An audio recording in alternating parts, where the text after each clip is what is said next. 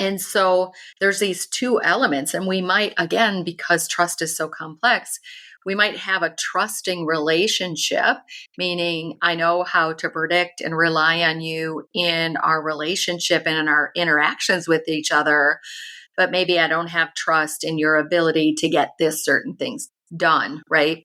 With good judgment and expertise. So, or I can trust in you to get these things done and rely on and predict that these things will get done, but I'm not sure how it's going to go when we interact outside of that. So those are two different elements of trust: task trust and relationship trust.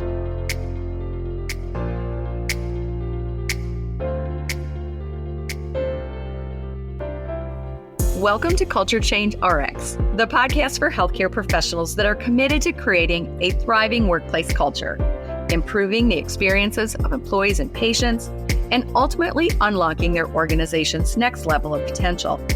I'm Sue Tetzlaff, your host and co-founder of Capstone Leadership Solutions. Join me and my insightful guests each week as we share actionable insights for navigating the crucial people side of the business of healthcare.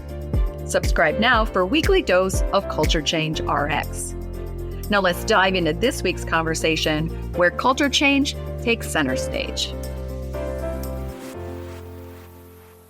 Thanks for being here on another episode of Culture Change RX.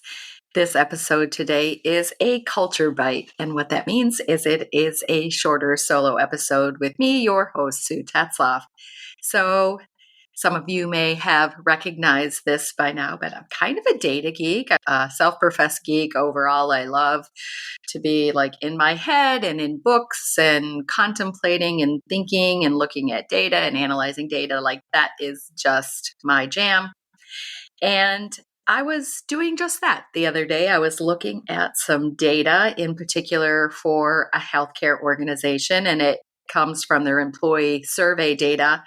And they've got a multi-year trend of data that I was analyzing going back to 2018, where we really captured some baseline information about their organization at that time. It was a time of brand new leadership. It was a time of wanting to make some big improvements and changes in the organization.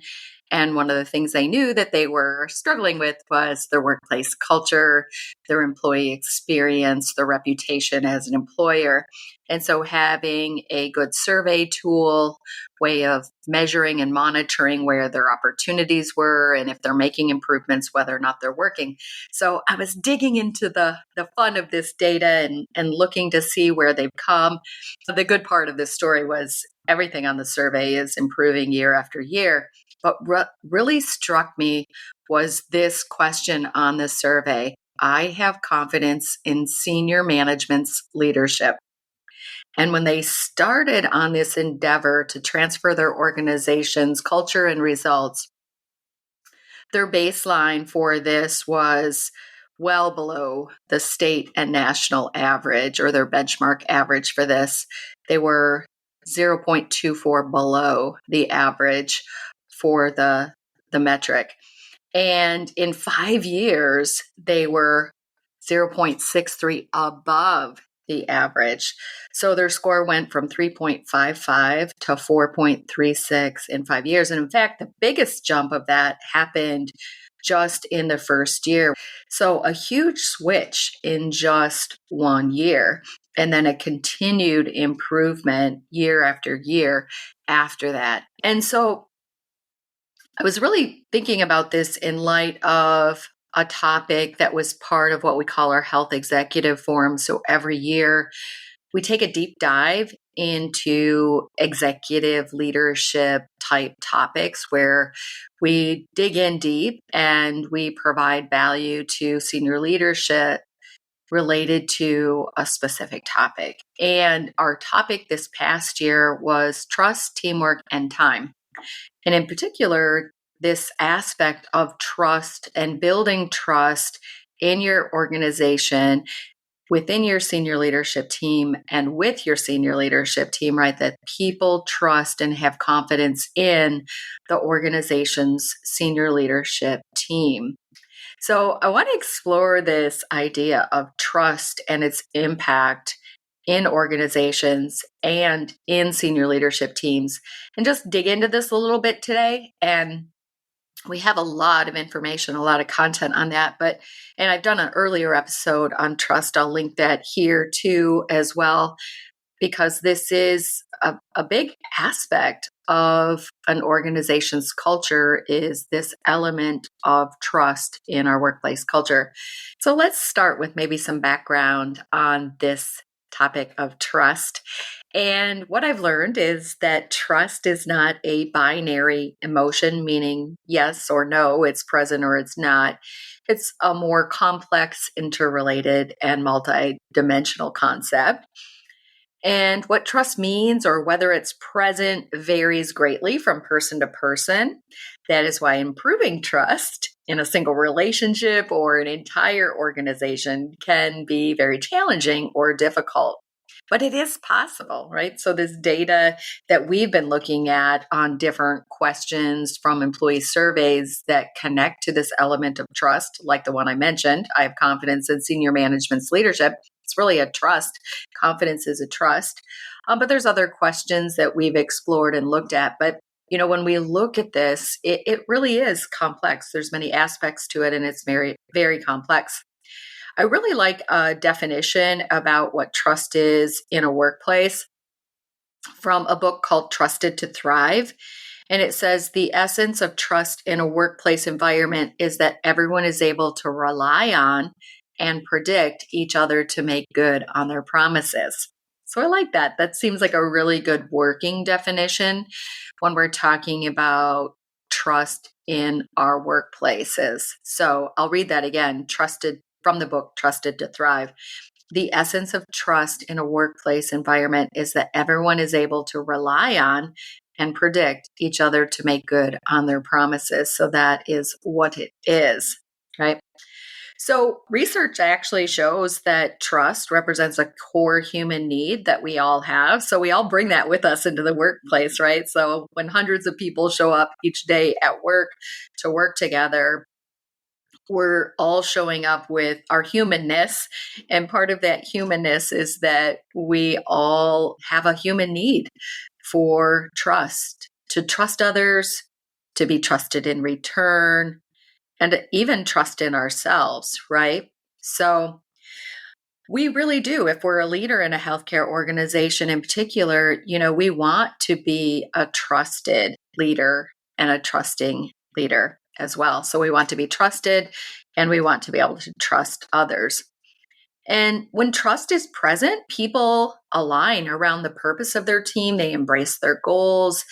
They're willing to collaborate and they're more empowered to do their best work. So research does show that when we have a higher trust organization, there's a lot of good. So there's a lot of reasons why we should be working on elevating trust in our workplace. And again, that's this ability to rely on and predict each other to make good on our promises. And when trust is absent or made vulnerable, work becomes more difficult, it can take longer. And with the pace of change in today's organizations, leaders need trust more than ever before. So it's really about maybe that speed and ease of leading change if we can rely on and predict each other to make good on our promises. So it really is about creating speed and ease and momentum. And it does seem like things are easier and faster when there is this element of trust. I love Stephen Covey's book, The Speed of Trust. I think that's such a great title. It just, relays the whole emphasis on what are the benefits of high trust organizations. And I have my own examples, my own healthcare leadership career, where when trust was high, things were faster and easier to accomplish. So we need, as individuals and collectively as teams, we really need to trust in three things. We need to trust in the plan.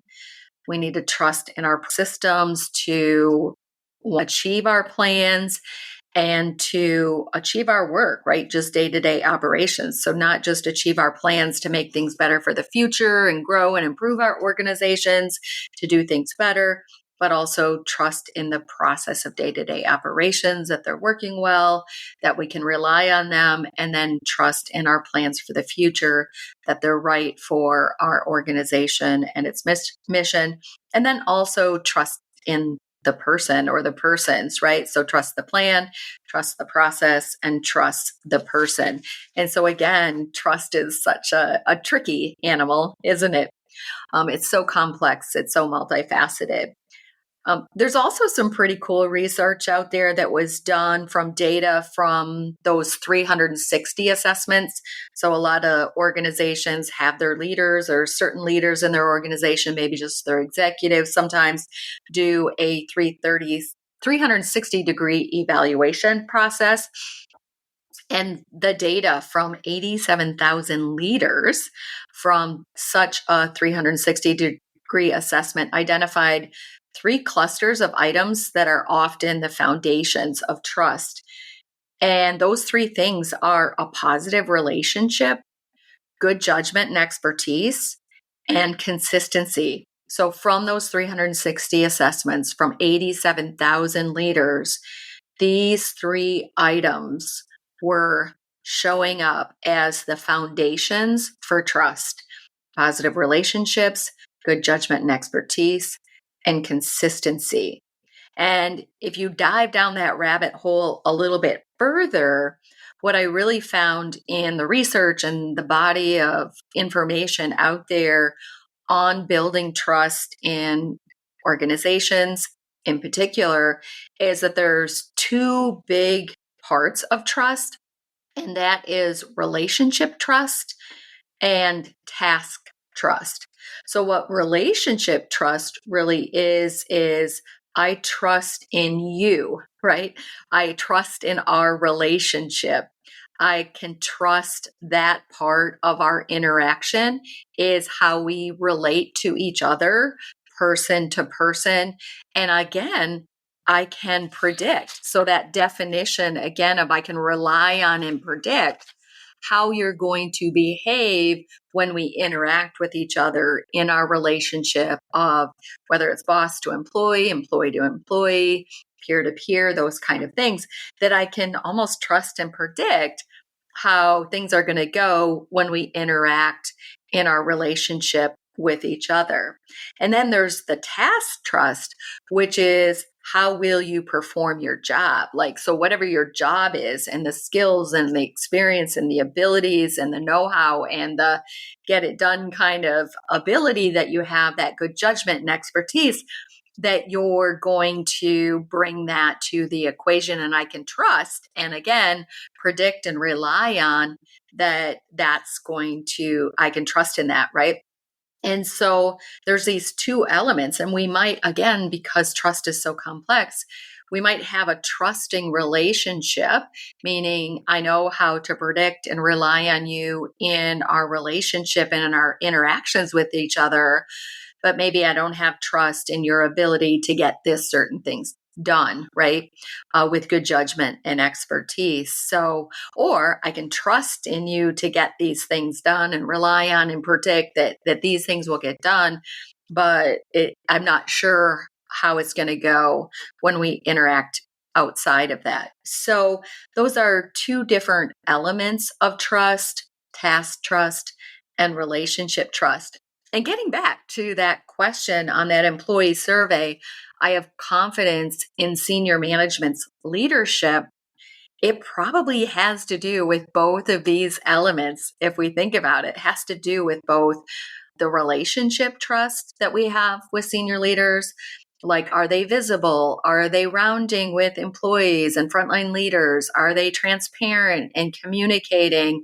And you know what to expect when you're interacting with a senior leader at any level in the organization, whether that's in the boardroom or the senior leadership team room or the leadership meetings, or even frontline when they're walking around in the building and interacting with employees, that there's this relationship trust. And that also that there is trust in their good judgment and their expertise. Again, trusting in the plan, trusting that there's a process, trusting the people. And so it combines both that relationship trust and that task trust. And then there's that element that I mentioned from the 360-degree assessments, which is consistency. And so many of you know that there's three major systems that in Capstone Leadership, when we're working with organizations to elevate their workplace culture, their employee experience, their patient experience, making it more safe and satisfying, improving and growing their organizations, that we really help them stand up three systems. A system of employee driven teams that have a regular annual plan with a quarterly cadence of action by these employee teams, aligning with the top organizational goals and priorities. A goal system for setting aligned goals with the strategic plan at an organizational and then a department and a team level.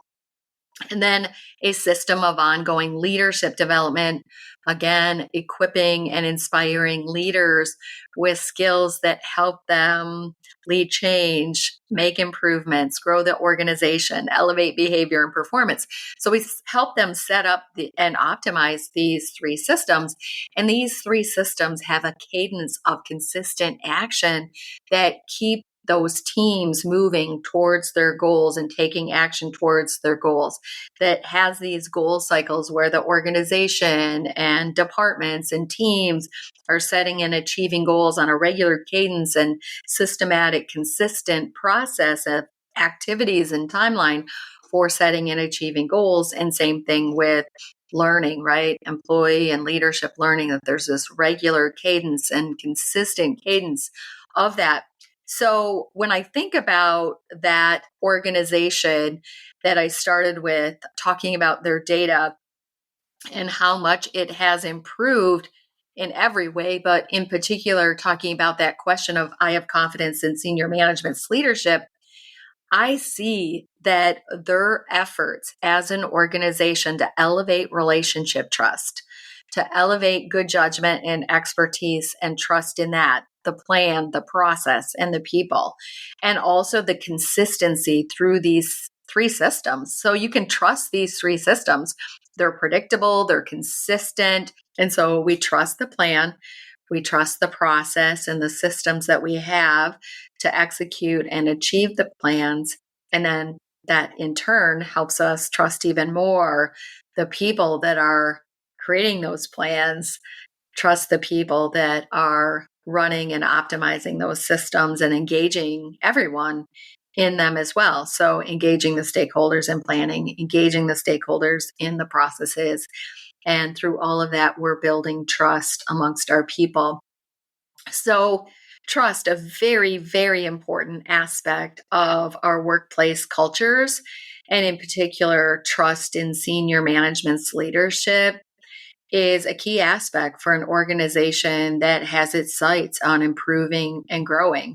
It will be much slower. It will be much harder to improve and grow an organization in the absence of trust or with low trust. So maybe you haven't looked at your employee survey data in this way before, just really digging into looking at various questions on your employee survey and trending those year after year to say which of these really point to the culture of trust in our organization, and see if maybe you can pinpoint in your organization if there's high or low trust, and in what ways might you have an opportunity to elevate trust.